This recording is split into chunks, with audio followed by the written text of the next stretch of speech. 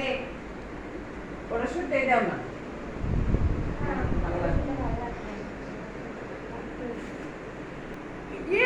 কালকে